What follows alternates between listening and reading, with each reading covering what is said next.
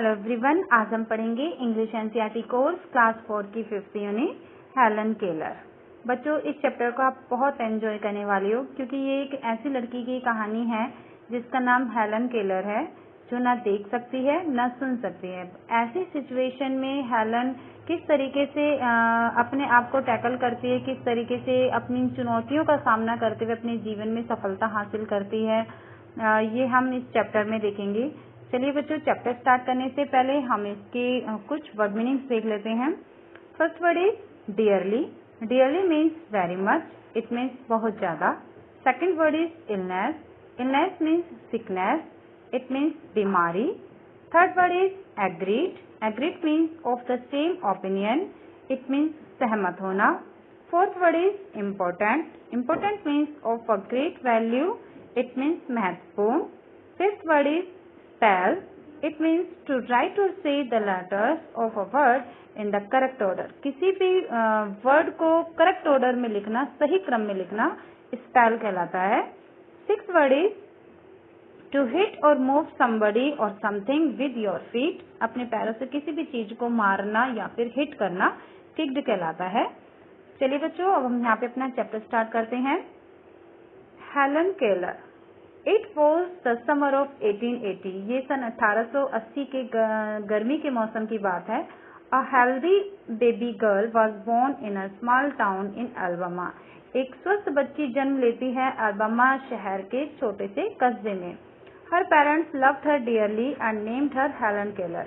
उसके माता पिता उसे बहुत ज्यादा प्यार करते थे और उन्होंने उसका नाम रखा Helen Keller. But one day the baby became ill and day after day her fever stayed high. एक दिन वो बच्ची बीमार पड़ जाती है और दिन प्रतिदिन उसका फीवर बहुत ज्यादा हाई हो जाता है। Everyone in the family tried to help her to get better. अब फैमिली के सभी सदस्यों ने उसको स्वस्थ करने की बहुत कोशिश की, बहुत उसकी मदद की।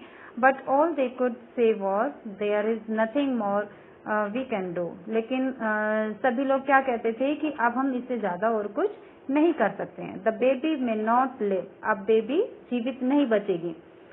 Helen lived, लेकिन हेलन जीवित रही। But she was not the same after her illness. लेकिन अपनी बीमारी के बाद हेलन पहले जैसी नहीं थी, जैसे वो पहले स्वस्थ थी। बीमारी के बाद वो ऐसी स्वस्थ नहीं थी। Something is very wrong, her mother said. उसकी मदर कहती थी कि कुछ तो गलत है हेलन के साथ। At last they found out what was wrong. और लास्ट में उन्हें पता चला कि आखिर उसके साथ में गलत क्या था।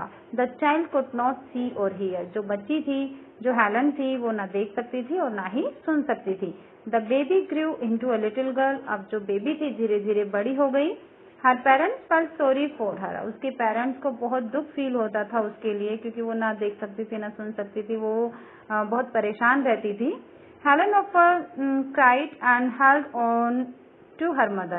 हेलन अक्सर रोती रहती थी और हर समय अपनी माँ को ही पकड़ के रखती थी।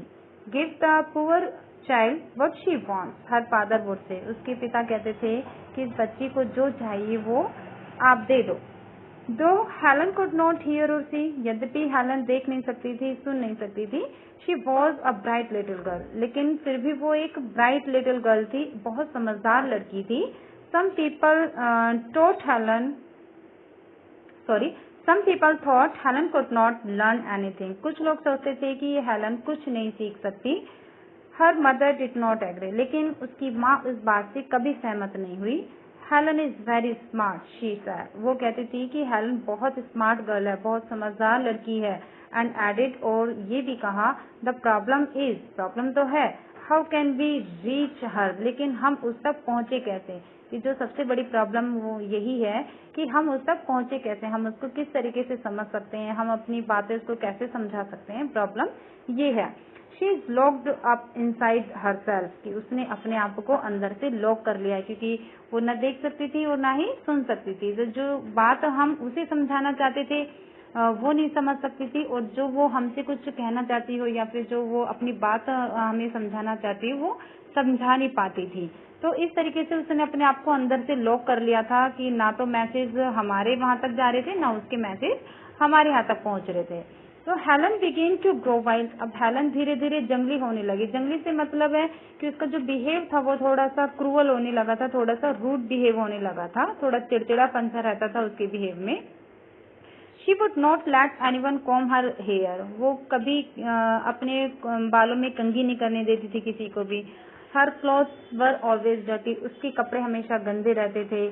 शी वॉज ऑफन एंग्री, और वो हर समय नाराज सी रहती थी, चिड़चिड़ी सी रहती थी। समटाइम्स शी इवन ले on the floor and kicked her feet, और कभी कभी तो वो फर्श पर लेट जाती थी और अपने पैरों को पीटती थी, पटकती थी। हर parents thought that they should find a teacher for her, उसके पेरेंट्स सोचते थे कि हमें इसके लिए कोई टीचर ढूंढना चाहिए। Miss Sullivan, a young teacher, agreed to help Helen to learn to see the world. अब मिस सुलिवान जो एक यंग टीचर थी, वो हेलन को सिखाने के लिए और इस संसार को दिखाने के लिए वो एग्री हो जाती है।